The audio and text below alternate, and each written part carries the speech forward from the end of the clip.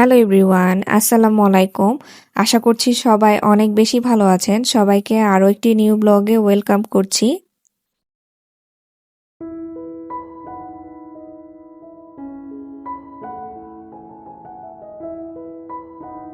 আজকে রান্না করতে করতে আপনাদের সাথে অনেকগুলো টিপস শেয়ার করব। এই টিপসগুলোই আসলে আপনাদের রান্নার কাজকে অনেকটা সহজ করে দিবে। এছাড়া অনেকেই ডাল রান্না করতে গিয়ে বিভিন্ন সমস্যায় পড়েন। সেই সাথে গ্যাস বেশি লাগে, আবার সেই সাথে কিন্তু ডাল অনেকের কালো হয়ে যায়। আজকে আমি দেখাবো কিভাবে কম গ্যাসে তাড়াতাড়ি ডাল সিদ্ধ করা যায় আর ডালের রং কিভাবে সুন্দর রাখা যায়।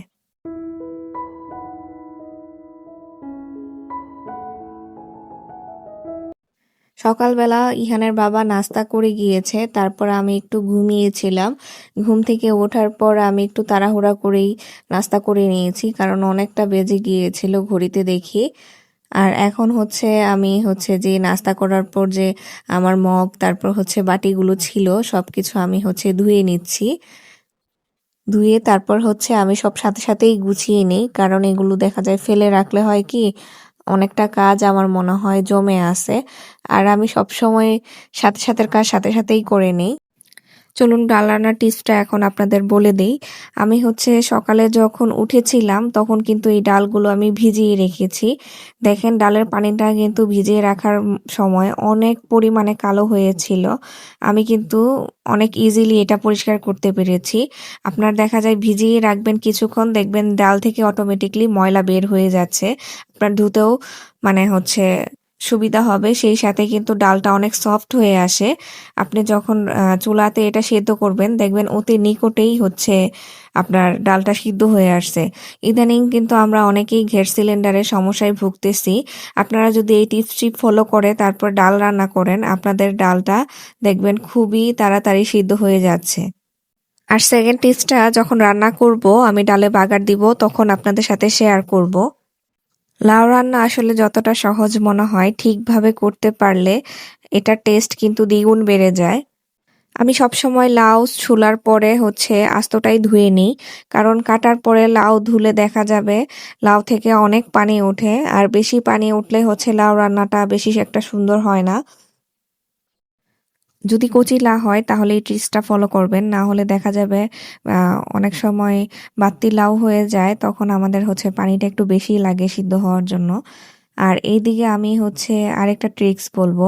লাউ রান্নায় সবসময় একটু কম হলুদ ব্যবহার করবেন, এতে লাউয়ের রংটা খুবই সুন্দর থাকে।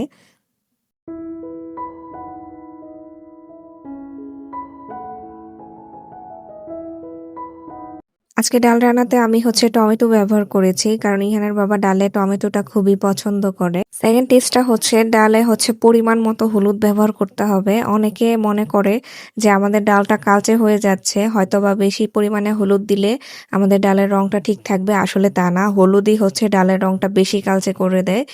এর জন্য আমি বলবো সবসময় হলুদের পরিমাণটা একদম মাপ মতো দিতে।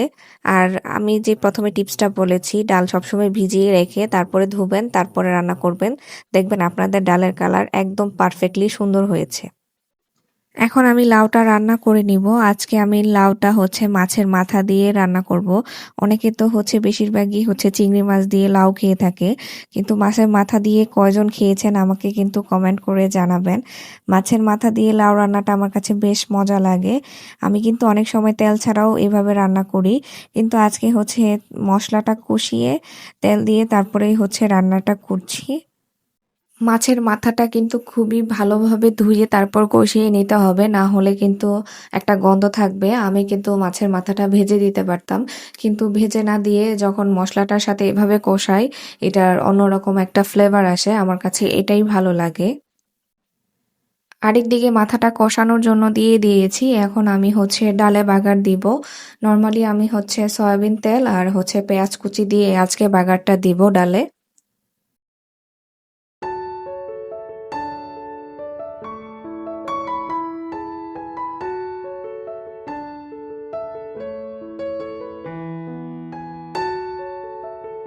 ডালে আমি সবশেষে ধনেপাতা দিয়ে দিয়েছি।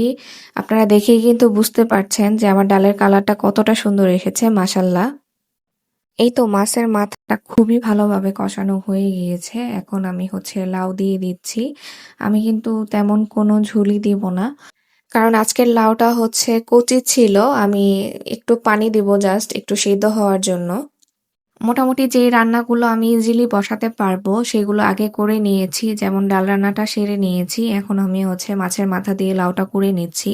আর আরেক পাশে আমি ভাত বসিয়ে দিব। কারণ আজকে এগুলো রান্নার পরেও কিন্তু আমার আরেকটা রান্না রয়েছে। সেটার জন্য কিন্তু আমার বিশাল কাজ করতে হবে। যেমন মাছ কেটে তারপর রান্না করতে হবে। এর জন্য আমি আগেই রান্নাটা সেরে নিয়েছি যেগুলো আমার রেডি ছিল। একটু বুদ্ধি করে কাজগুলো করলে দেখবেন কাজগুলো অনেকটা ইজি হয়ে যায়। অনেকেই রান্নাবান্না করতে অনেক ভয় পায়। কিন্তু আমার কাছে কিন্তু এই জিনিসটা খুবই ভালো লাগে। আমি অনেকটা এনজয় করি বলা চলে।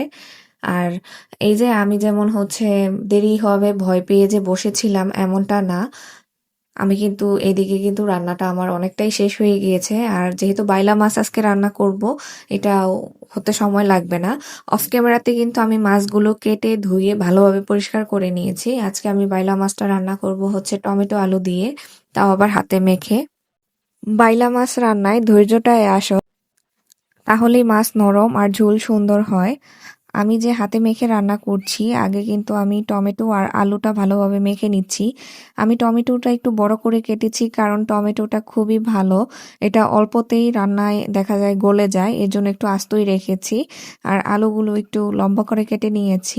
যারা না ভেজে রান্না করবেন মাছটা, তারা কিন্তু অবশ্যই মানে আগে যে মশলাটা দিবেন, অনেকে শুধু পেঁয়াজ দিয়ে ভুনা করে থাকে। তো পেঁয়াজের সাথে মশলাটা আগে ভালোভাবে মাখিয়ে নেবেন। তারপর মাছগুলো খুবই আলতো হাতে মাখাতে হবে, না হলে মাছগুলো দেখা যায় ভেঙে যাবে। আর বাইলা মাছ রান্নায় আপনারা একটু কম তেল ব্যবহার করবেন, মানে পরিমাণ মতোই বলা চলে, তাহলে মাছটা দেখবেন অনেকটাই সফট থাকবে।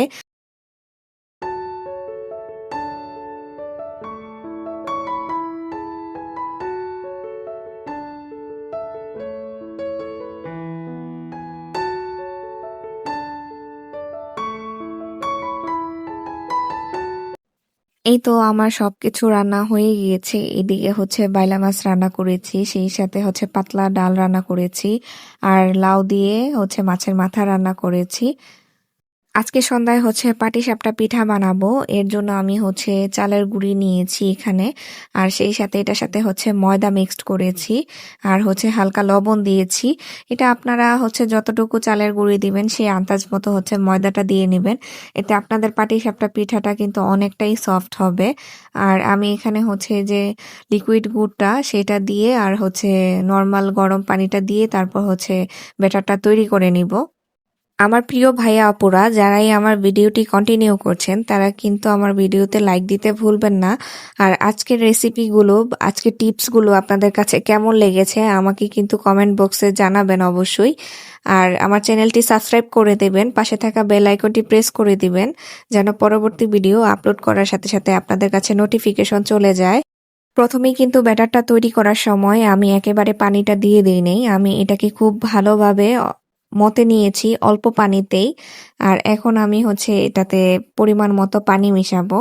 আপনারা টেক্সচার দেখেই বুঝতে হবে যে আসলে এটার ঘনত্বটা আমি কিরকম রেখেছি। আমি চামচ দিয়ে উল্টিয়ে পাল্টিয়ে দেখিয়ে দিচ্ছি। আর এখন আমি খিরসাটা তৈরি করে নিব।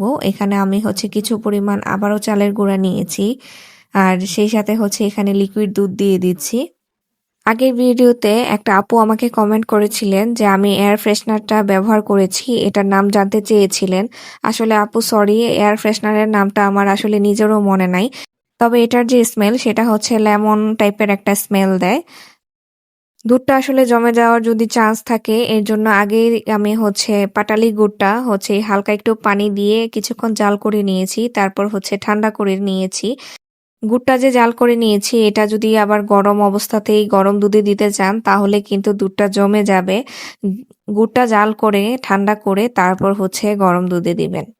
এই পিঠাটা বানানো কিন্তু অনেক ইজি। আমি অনেক পারফেক্ট ভাবে যেমন ব্যাটারটা তৈরি করেছি, সেই সাথে কিন্তু খিসাটাও তৈরি করে নিয়েছি।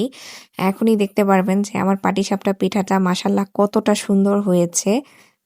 এটা দেখতে যেমন সুন্দর হয়েছিল, খেতে কিন্তু ভীষণ মজা হয়েছে। যেই এই পিঠাটা খেয়েছে সেই অনেক প্রশংসা করেছে।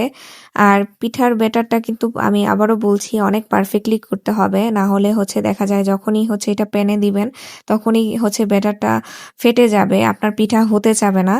আর আমি এই তো আমার ব্যাটারটা পারফেক্টলি হয়েছে, এর জন্য ও নিজে থেকেই উঠে এসেছে প্যান থেকে। এখন আমি হচ্ছে ভিতরে খিরসা দিয়ে তারপর হচ্ছে পিঠাটা বানিয়ে নিচ্ছি। এটা আমার প্রথম পিঠা ছিল, প্রথম পিঠাটাই মাশাল্লাহ অনেকটাই সুন্দর হয়েছে।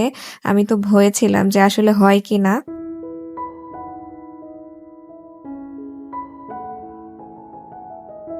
এখন আমি আপনাদের একটা পিঠা দেখিয়ে দিচ্ছি, আপনারা নিশ্চয়ই দেখেই বুঝতে পারছেন যে পিঠাটা আসলে কতটা সফট হয়েছে। যখনই মুখে দিচ্ছিলাম আসলে মনে হচ্ছিল যেন মিলিয়ে যাচ্ছে। আমি এটা মাঝখান থেকে কেটে নিয়েছি কারণ এটা গরম ছিল, ঠান্ডা হওয়ার জন্য আমার ছেলেকে খেতে দিব এখন। আজকের ভিডিওটি এই পর্যন্তই, সবাই ভালো থাকবেন আর আমাদের জন্য অবশ্যই দোয়া করবেন। আল্লাহ হাফেজ।